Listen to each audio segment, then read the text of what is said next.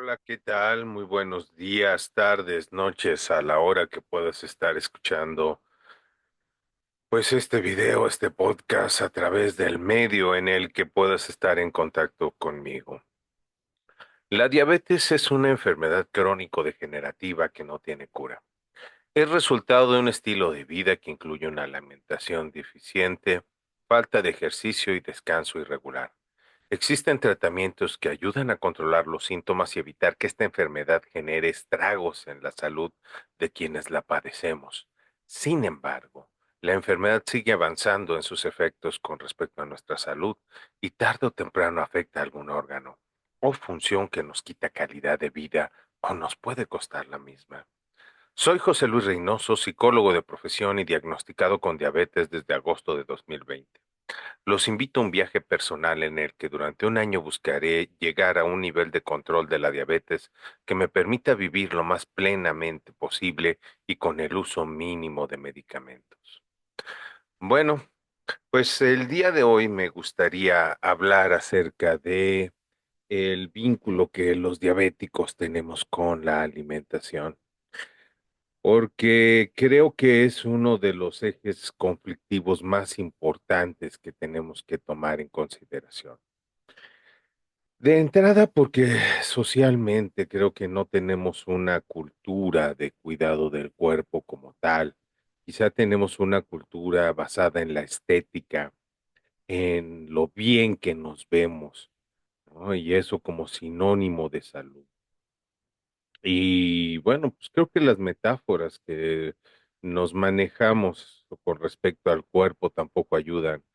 Una de las que más me he encontrado así con mayor frecuencia es ver al cuerpo como una máquina, ¿no? Y como tal, como un medio para alcanzar los fines que nos vamos proponiendo, ¿no? O sea, para estudiar, para trabajar, para convivir con los demás, pues necesitamos este cuerpo y tal cual lo vamos trabajando y cuidando más o menos de la misma manera en que cuidaría una máquina, más o menos de precisión.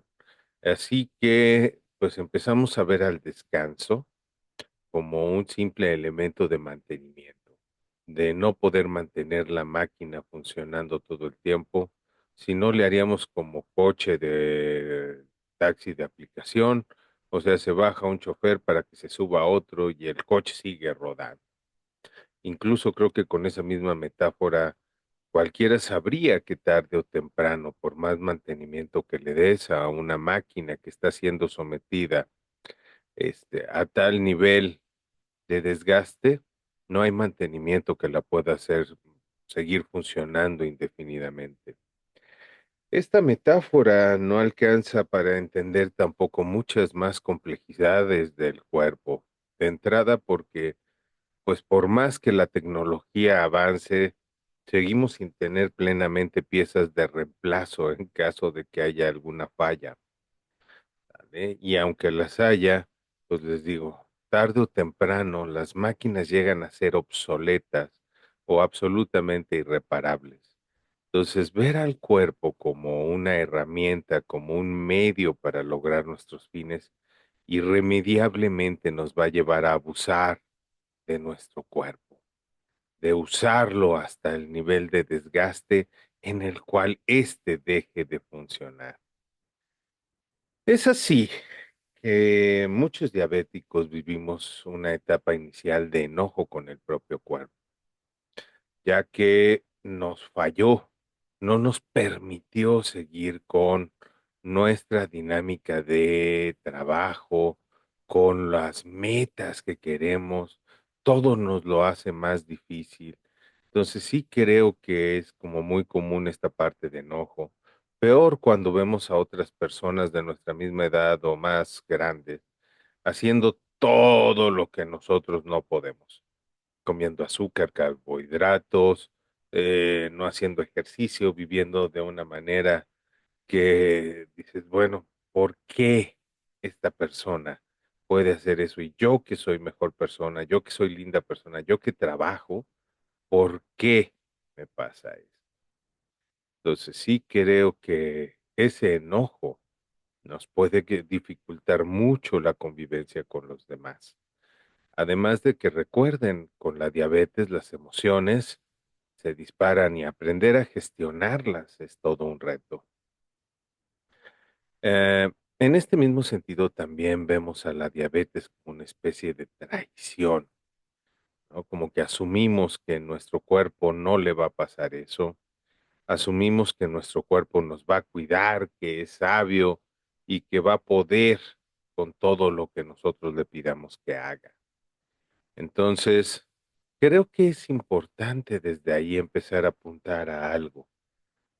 Entender la diabetes, cambiar la diabetes, no solamente implica cambiar el aspectos de lo que hacemos, de cómo comemos, cómo dormimos, implica cambiar la visión y vínculo que tengo con mi propio cuerpo, porque si no logro esto, de ninguna manera las diferentes alternativas que vaya tomando van a ser suficientes para hacer la diferencia. Y bueno, pues el día de hoy en este podcast la idea es desarrollar esta argumentación. Entonces, vamos a ver los vínculos que establecemos como con la comida, ¿no? De entrada, si pensamos nuestro cuerpo como una máquina, pues vemos a la comida como combustible. Y entonces no comemos para nutrirnos, comemos para funcionar, para tener energía que nos permita movernos, leer, pensar, hacer aquello a lo que nos dedicamos. Entonces, pues en este mismo sentido y con una lógica enteramente capitalista, es decir, basada en la idea bueno, de eficacia, eficiencia, productividad, pues buscamos economizar, ¿por qué no? Pues hacer las cosas con la menor cantidad de recursos. Y si podemos meter un combustible más barato, pues qué demonios. O sea, si en vez de meterle gasolina de la roja, le metemos de la verde, pues, ¿qué tanto es tantito? Entonces, pues desafortunadamente, la mala alimentación sigue siendo más barata en el corto plazo que alimentarte bien, o cuando menos exige menos esfuerzo, porque pues la alimentación que nos hace daño la encontramos en cada esquina. Entonces, sí creo que es importante dejar de ver a la comida como un simple energetizante, como un combustible, y más bien empezar a ver a la comida como un medio de contacto con la vida. También creo que es importante detenernos a pensar la relación que tenemos entre la comida y la ansiedad, ¿no? La ansiedad vamos a entenderla de manera simple, como una sensación de malestar constante, ¿no? De inquietud ante las cosas, ¿no? Dependiendo mucho de cómo vamos viendo el mundo. Entonces, pues bueno, en relación a la diabetes y la comida, creo que lo primero que tendríamos que plantear son las adicciones que tenemos a la comida. Es decir, realmente cuando mejoramos nuestra alimentación, todos sentimos a la par la mejoría de comer mejor, pero también un intenso malestar en relación con ese comer mejor. Cuando dejas de comer, la adicción al azúcar pega bien canijo. Empiezas a sentir cómo se te seca la boca, como tienes, bueno, en mi caso, dolores de cabeza, dificultades para concentrarte, ¿no? Les he dicho que para mí una de las cosas más difíciles de lidiar con la diabetes, sobre todo por lo que me dedico, es esta neblina mental, este aletargamiento que siento en relación con mis procesos cognitivos. Entonces, pues también cuando dejas de comer azúcar, se empieza a manifestar de alguna manera esto, te distraes mucho y pues hay un malestar intenso junto con un deseo también igualmente intenso de comer algún endulzante en la versión que más nos gusta. Yo en lo personal es a través del chocolate.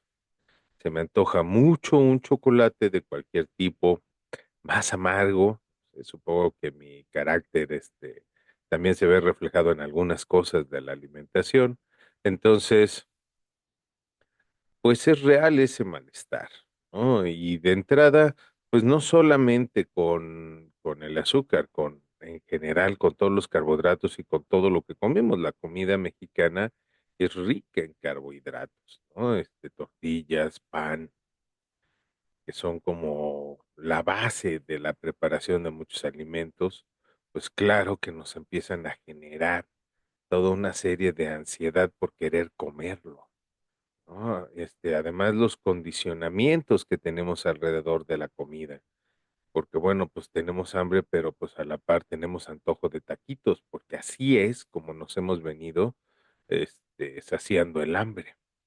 Entonces, pues el hecho de cambiar la forma de alimentar, hay que entender que hay que aprender a lidiar con esta cantidad de ansiedad, con lo que me va generando este deseo de comer algo que mi cuerpo estaba acostumbrado a recibir. Em, Siguiendo con esto, y ya lo he comentado en otro momento, creo que eventualmente nos contamos mentiras con respecto al alimento que consumimos, sobre todo cuando hablo de los productos light, ¿no? Porque bueno, pues asumimos que como no tienen azúcar o son bajos en carbohidratos, como en muchos videos encuentro que no aumenta eh, los niveles de glucosa en sangre, pues los puedo comer indiscriminadamente.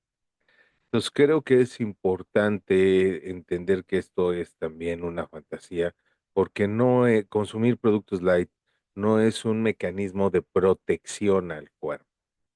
Quizá en algún momento dado podrían ser una manera de darnos un gusto, un antojo, pero de ninguna manera son una vía para seguir consumiendo aquellos productos que de entrada sé que me hacen mal, ¿no? Entonces creo que como diabéticos tenemos que dejar de contarnos la mentira de que me estoy cuidando al consumir productos light,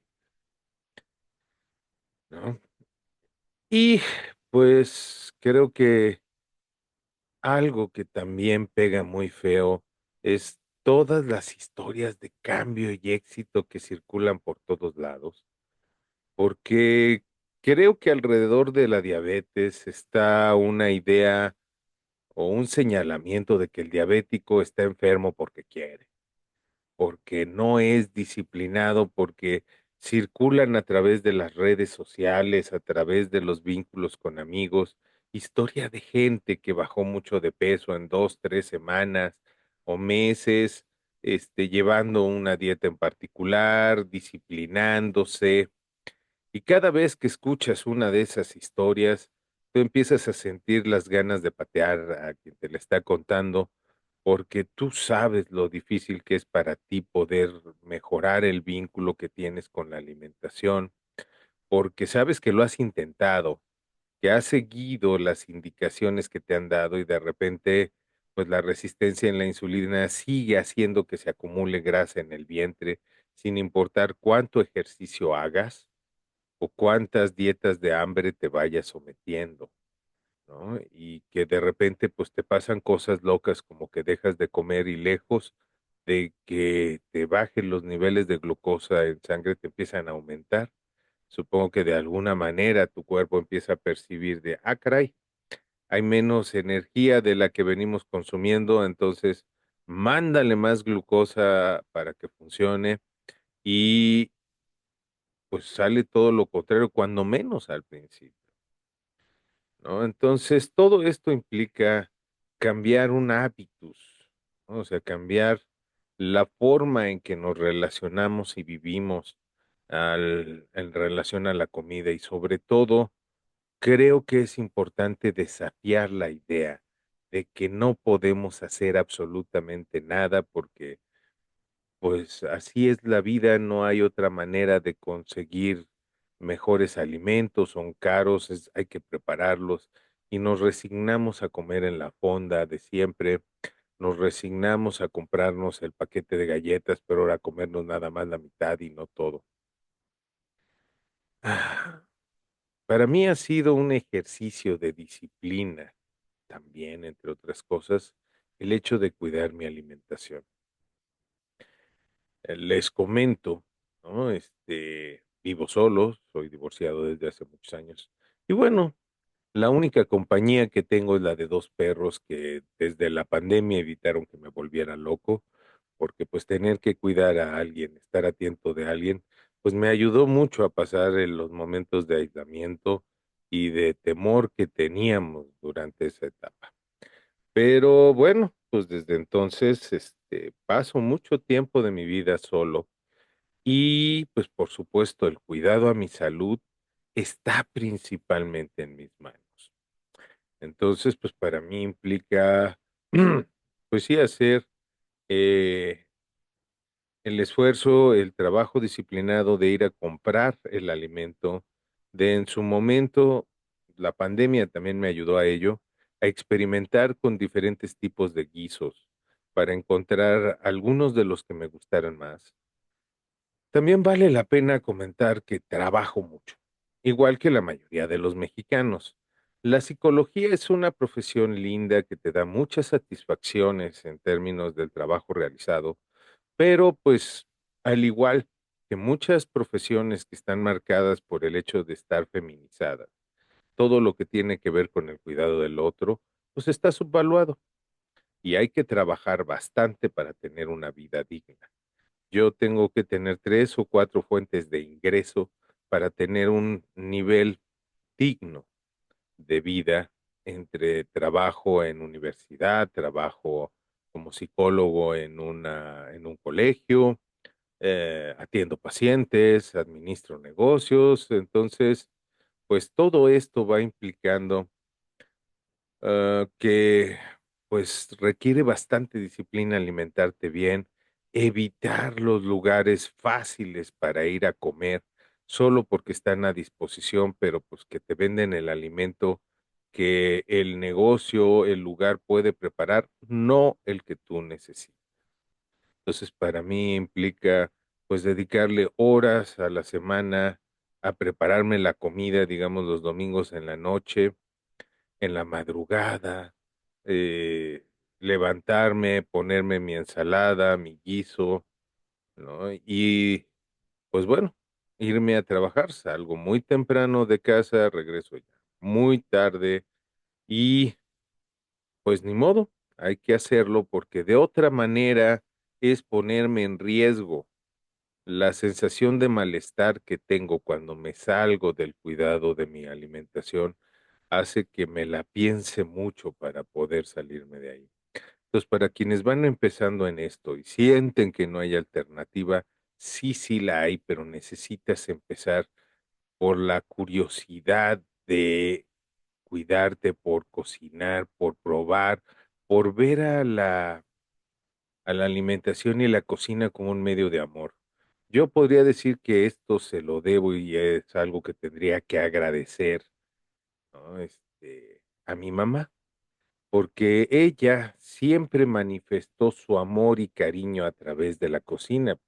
Mi madre es una mujer, pues digamos, de los tradicional en este país, ¿no? Una mujer que tuvo sus hijos, se dedicó a su hogar, al cuidado de todos aquellos que éramos parte de la familia, a su esposo, a sus hijos y toda el zoológico de mascotas que teníamos, pues creo que eso es parte de lo que le heredé, ¿no? O sea, aprendes que la comida es mucho más que un simple medio de nutrición, es una manera de demostrar afecto.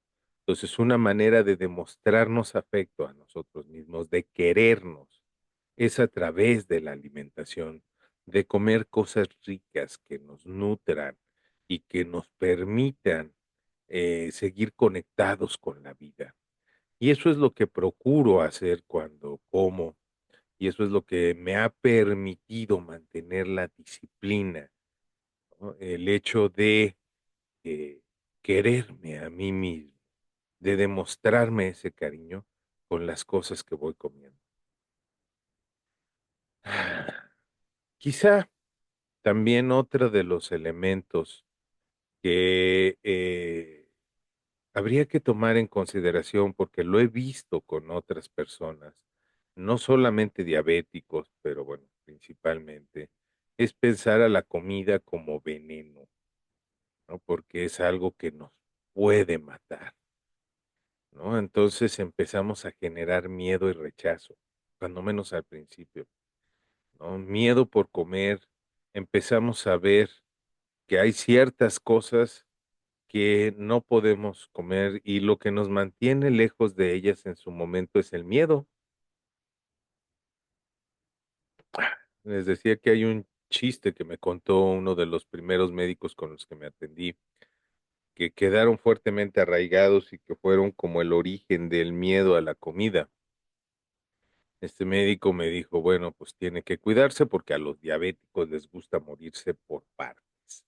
Primero una pierna, luego la vista, la sexualidad, y así se van sacrificando hasta, bueno, partes o funciones, hasta que sacrificamos alguna que, pues finalmente es irreemplazable y nos lleva a la tumba, ¿no? Entonces, saliendo de esa consulta, pues voy viendo en el mostrador una persona pidiendo informes, una chica y su madre. Su madre se veía muy disminuida, sin una pierna, en silla de ruedas. Cuando iba yo a ver mi siguiente cita, escucho a la chica que estaba antes que yo pidiendo informes y refiriendo que su madre tenía 51 años y que pues requería atención por parte de la clínica especializada en diabetes del Estado de México. Yo en ese entonces tenía 48 años. Y pues sí, dije, güey, me faltan 3 años para estar así, ¿no? En esta misma medida, pues hoy tengo 52, tengo un año más, tengo mis dos piernas, todas mis funciones en un nivel, si no óptimo, cuando menos aceptable para la edad que tengo. Y la verdad es que quiero seguir así, ¿no? O sea, pero no puedes vivir la vida exclusivamente a partir del miedo, porque a la par se va dando una cosa muy loca, una especie de atracción y desafío por lo prohibido.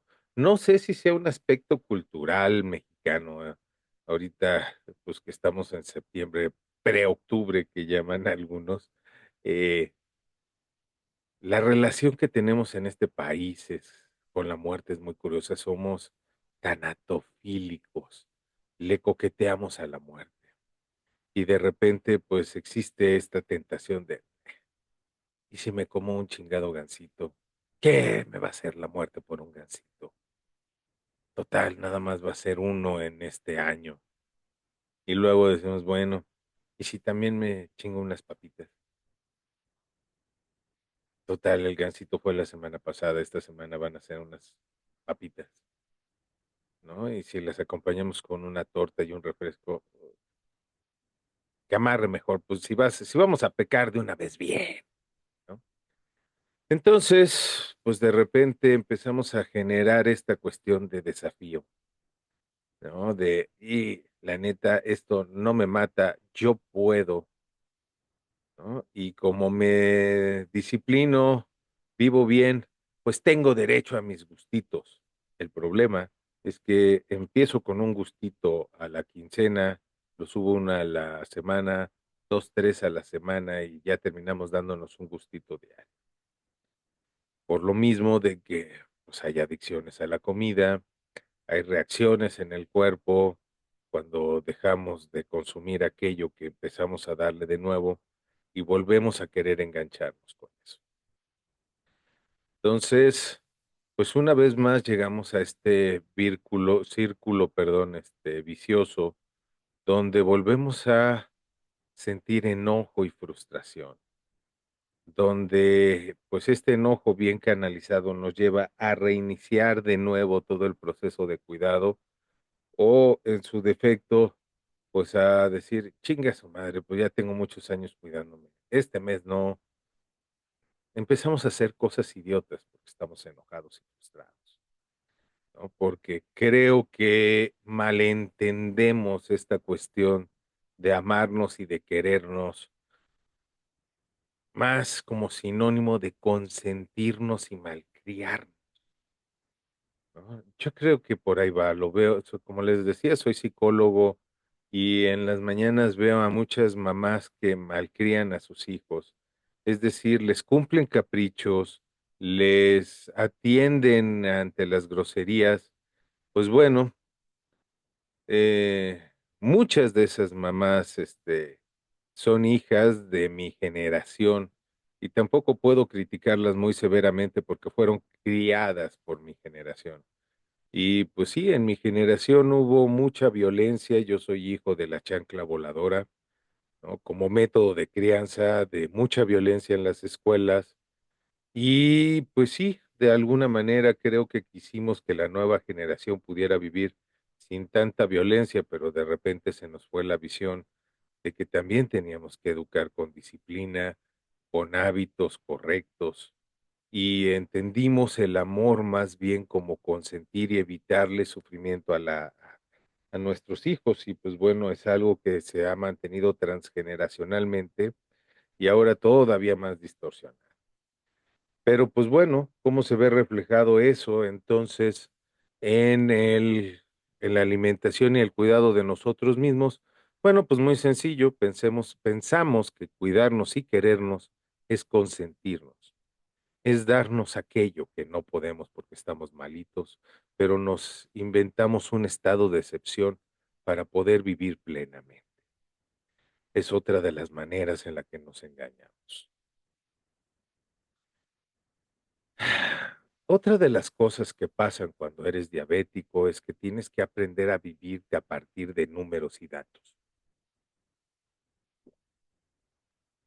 A mí siempre me pareció un tanto ridículo la gente que contaba calorías, de hecho me sigue pareciendo, pero porque no entendía la vida entendida a partir de números y datos. Bueno, cuando eres diabético te empiezan a preocupar un chingo los números y datos, ¿no? Porque entonces tienes que cuidar el, el valor de glucosa en sangre, te empiezan a preocupar los picos de glucosa, ¿no?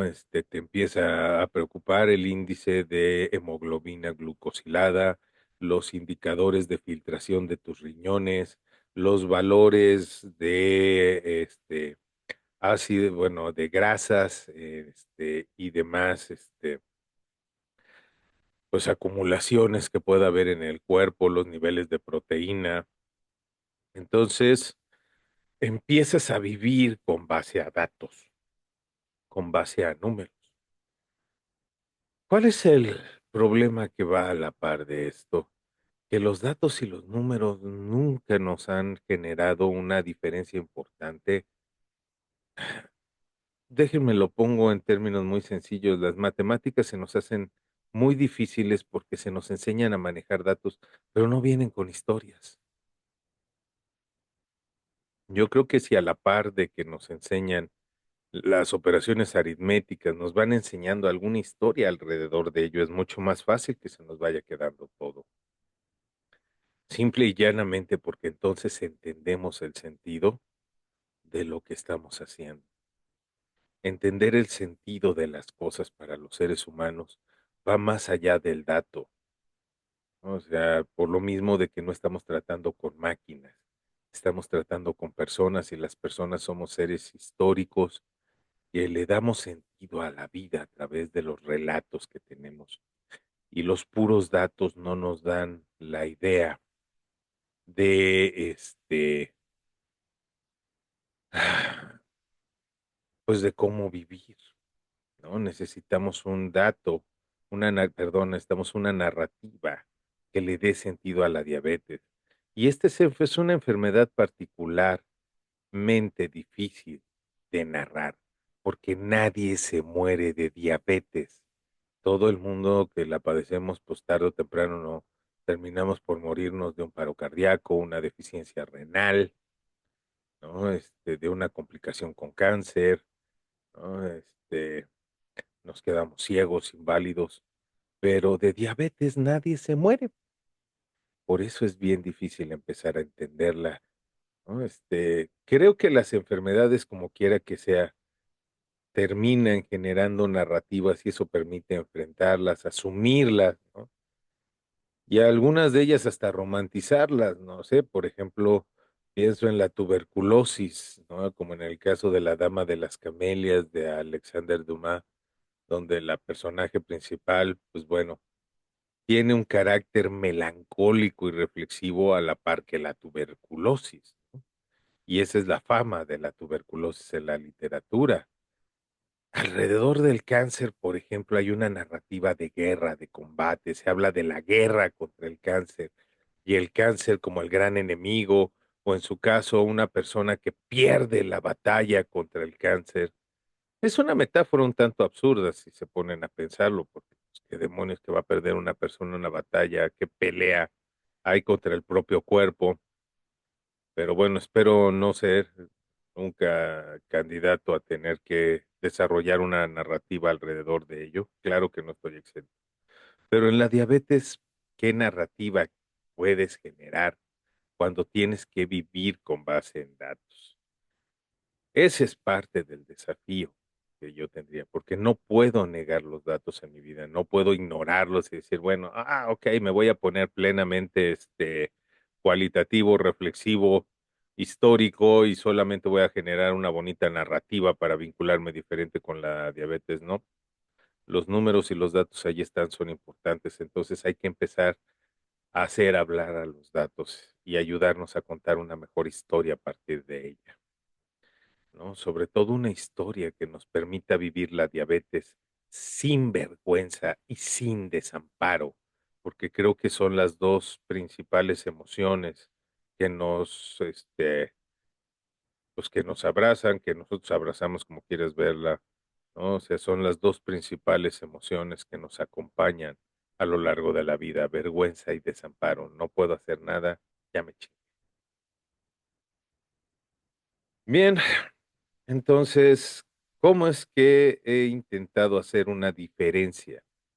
Empezando a vincularme con la comida a partir de la curiosidad, ¿no? Ser curioso con los sabores. ¿Qué me gusta? ¿Qué no me gusta? ¿Qué disfruto? ¿Qué de lo que puedo comer me puede hacer bien? ¿No?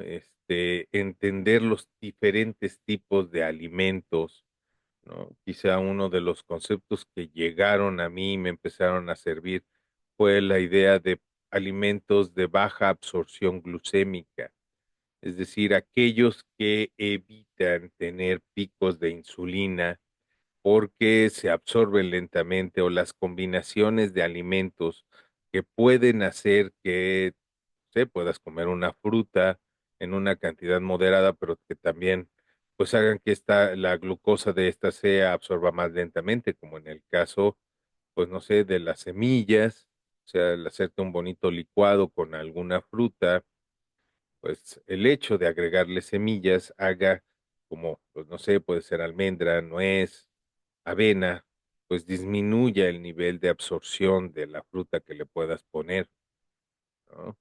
Entonces, el hecho de empezar a vincularme con la comida desde la curiosidad, pues me lleva a cocinar, a experimentar, a ver con qué queda mejor el guiso, con qué sabe mejor, con qué me gusta.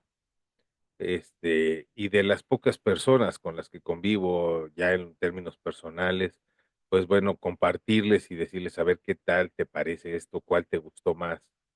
Entonces, pues así es como me he venido generando una dieta que no varío mucho por lo mismo del trabajo, de los ritmos en los que estoy y que pues necesito ya tener preparada.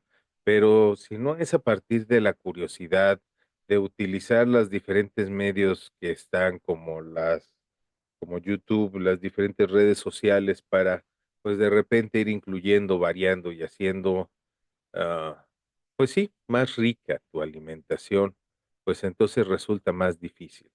Creo que la curiosidad es una cualidad eminentemente humana y una vez que la aplicamos a la comida, nos da pauta para empezar a jugar con lo que con el alimento, con lo que vamos haciendo para nutrirnos y demostrarnos ese cariño.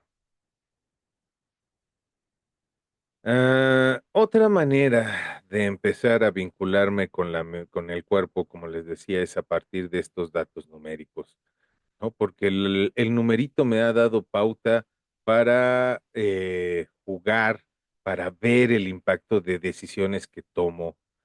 A veces también me ha llevado a la frustración, pero pues bueno, eso no mata la curiosidad. Entonces, en posteriores podcasts o videopodcasts, pues ya les estaré comentando mis experiencias con el ayuno intermitente, con el consumo de vinagre en gomitas para bajar o disminuir el impacto de picos de glucosa en sangre, que son los dos primeros, experimentos que estoy haciendo con mi propio cuerpo. Digo, entre comillas, experimentos, porque obviamente pues no tengo todos los controles y no tengo mi grupo control y cosas por el estilo, pero pues me tengo a mí mismo, tengo mis medidas previas y y cuando menos mi bonito diseño preexperimental que me permite tener un grado de control mínimo e ir viendo pues qué tanto ciertas decisiones que tomo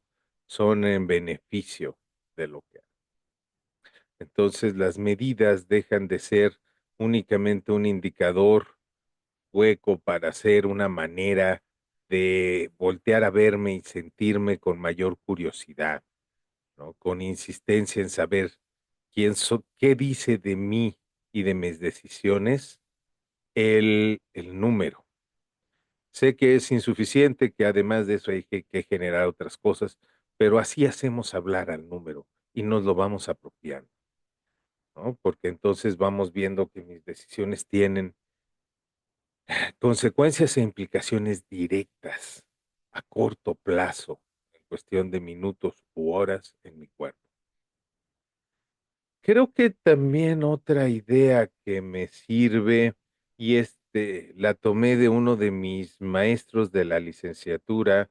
Él se llama Sergio López Ramos, de hecho lo pueden encontrar, tiene un canal que se llama La Raíz y la Memoria y él tiene una visión pues profesionalmente sociohistórica de la psicología y del cuidado de la salud y en lo personal tiene una visión de budismo zen. No es algo con lo que yo comparta del todo, pero algunas ideas me parecían interesantes, me lo parecían desde que estudiaba con él y algunas de esas ideas me han acompañado. Una de ellas es la relación que hay entre sabores y emociones que me parece muy interesante y que he llegado a explorar incluso en diferentes áreas de la psicoterapia. Él, por ejemplo, plantea que los sabores ácidos están en relación con el funcionamiento del hígado y, por supuesto, con la ira, aquellas personas que les gusta mucho lo ácido. No sé, supongo que aquellos que le echan limón a todo, incluso hasta la sopa de fideo, al arroz he visto que le echan limón. Todos los que son fan de lo ácido también tienden a generar reacciones de ira, son iracundos, explosivos, de mecha corta. Él dice que el amargo está en relación con el corazón y en esa misma medida con la alegría, ¿no? A mí me gusta pensarme en ese grupo, básicamente porque, como ven, ¿no? Yo funciono a base de café, ¿no? Digo que doy 3 horas de funcionamiento efectivo por cada litro. Ah, pues es broma, pero de repente hay días que no lo es. Pero bueno, también he bajado mucho el consumo de café. Antes consumía mucho más y ahora me he moderado también en términos preventivos, pero disfruto mucho lo amargo, ¿no? Y pienso que, pues sí, pese a todo, me gusta reír mucho, ¿no? Y el día que deje de sentir eso, será complicado. Pero bueno, pues creo que el hecho de ir jugando con sabores también me va dando una idea de quién soy yo. Por ejemplo, no soy fan de lo ácido. Quizá necesitaría algo más de acidez en mi vida para poder enojarme cuando deba. A veces tolero muchas cosas, más de lo que debería de tolerar. Bueno, este maestro Sergio López también plantea que el dulce está en relación con el estómago ¿no? Y en esta misma medida con la ansiedad. En mi caso no lo dudo ni poquito, ya que pues mis ansiedades son dulces, ¿no? No las llena el amargo. Aunque tome mucho café, muchas veces no me quita la ansiedad, a veces nada más la potencia y deseo con intensidad un chocolate, un pedacito de pan, una pieza, pues qué tanto es tantito. Pero entonces esto es una cuestión de dos vías, ¿no? Porque si estoy muy ansioso por el trabajo, por la vida, se me van antojando cosas así. O sea, no nada más es el tipo de persona que soy. O sea, soy una persona muy ansiosa, pues busco dulce o al revés, como dulce y me genera mucha ansiedad. Pues creo que las cosas van en ambos sentidos y no nada más en uno. Finalmente plantea la relación entre el picante y la tristeza y el pulmón, ¿no? O sea, las personas que les gusta el picante son personas naturalmente tristes. No es algo que me pase a mí, pero no lo dudaría. Supongo que cuando estás triste necesitas algo que te dé levantón y qué más que el picante. Entonces, creo que si podamos poniendo atención a los antojos que vamos teniendo, ¿no? A lo que voy deseando, lo que de repente espontáneamente voy teniendo, también voy empezando a darme cuenta de la vida afectiva que voy teniendo. Para los hombres esto es particularmente importante porque somos pues muy poco conectados con nuestra vida afectiva, ¿no? De repente nuestra vida afectiva se limita como a tres gruñidos, ¿no? O sea, cuando nos preguntan, ¿cómo te fue en el trabajo? ¿Qué respondemos? ¿Qué te dijo tu jefe? ¿Qué quieres cenar? "Nah", ¿no? Y a eso se resume nuestra bonita vida afectiva. Entonces, pues creo que hay que empezar a pensar cuando menos en estas emociones básicas y en poder estar más en contacto con nosotros mismos.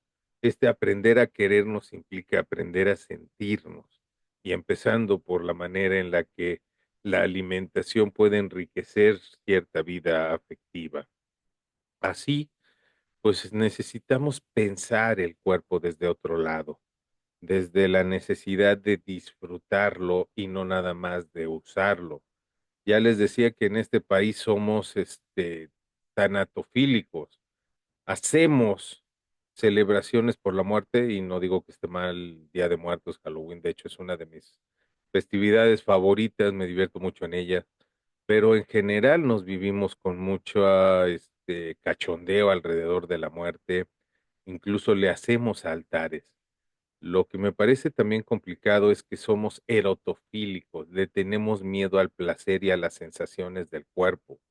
Yo he escuchado, tanto en áreas de terapia como personales, gente que dice, no, yo no quiero esta práctica sexual, yo no quiero vivir estas cosas porque si me gusta, luego, ¿con qué me voy a dar gusto? Entonces mejor me limito, me regulo en los vínculos o las cosas que me puedan ser placenteras para poder seguir gozando y no hacerme un adicto como si la moderación en exceso nos hiciera virtuosos y no realmente, o sea, perdemos la noción de moderación, de templanza alrededor de los placeres para vivirnos como la represión como signo de virtud. Y obviamente, pues una vez más, como un elemento de tentación, ya que lo prohibido se vuelve tentado. Entonces, creo que tenemos que aprender a disfrutar de nuestro cuerpo, de las sensaciones que nos genera, de entrada reconociéndolas, vinculándonos, viendo cómo mastico, ¿no? ¿Qué sensaciones me gustan en la boca? ¿No? Me gusta lo crunchy, me gusta los chilaquiles, me gustan así, o sea, que sean como totopos con salsa, o me gustan aguaditos, ¿no? Y creo que eso también es importante detenerme a paladearlo, las combinaciones de la comida, pienso en ratatouille, ¿no? Tener una explosión, una fiesta de sabores en la boca, pues es algo que no nos damos el chance cuando vemos a la alimentación meramente como combustible, ¿no? Nada más comemos, a veces como pato, ¿no? O sea, nada más deglutimos o tragamos, perdón, para poder tener esa energía, pero no para vivir. ¿no? O sea, y vivir en el momento en el que me estoy alimentando. Entonces, esto implica, pues, aprender a respetar el cuerpo, aprender a quererlo, aprender a querernos y honrarnos, ¿no? O sea, tener esa parte de respeto hacia nosotros, ¿no? Entonces, pues, de igual manera que vamos viendo ciertos lugares como sagrados, pues, hay que empezar a pensar en nuestro cuerpo, como recuperar lo sagrado en nuestra vida. Hemos perdido mucho esta noción de sagrado, ya no nos vinculamos con la comunidad, a veces vivimos en edificios donde tenemos todo 50 vecinos y a lo mejor primero nos aprendemos el nombre de sus mascotas que el de ellos.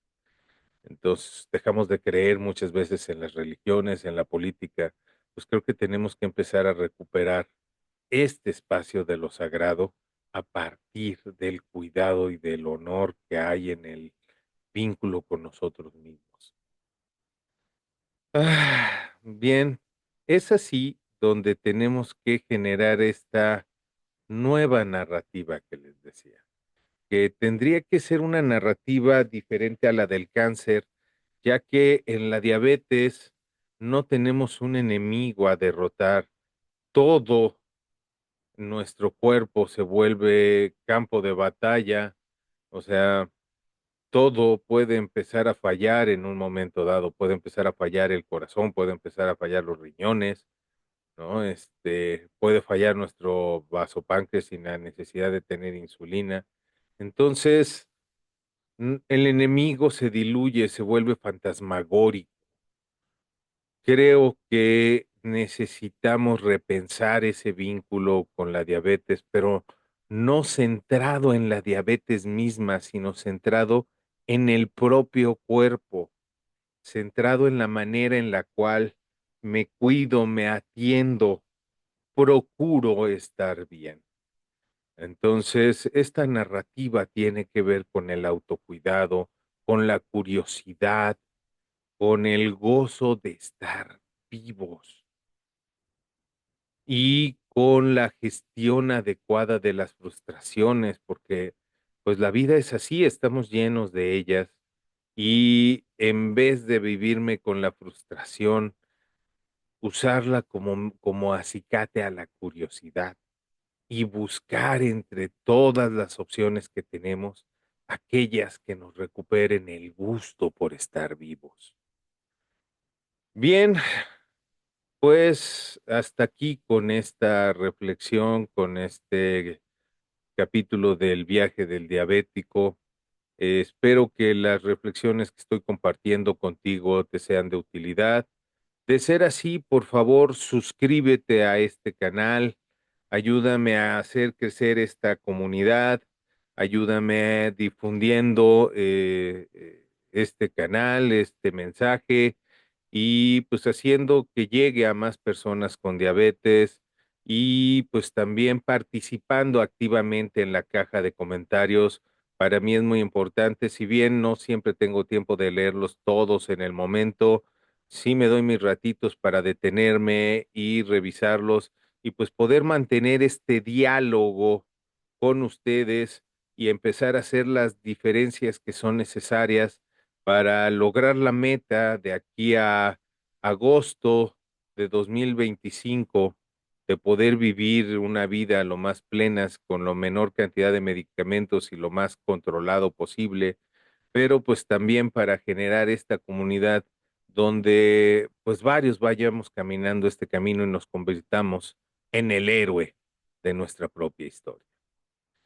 Bien, pues hasta la próxima y gracias por acompañarme en este capítulo.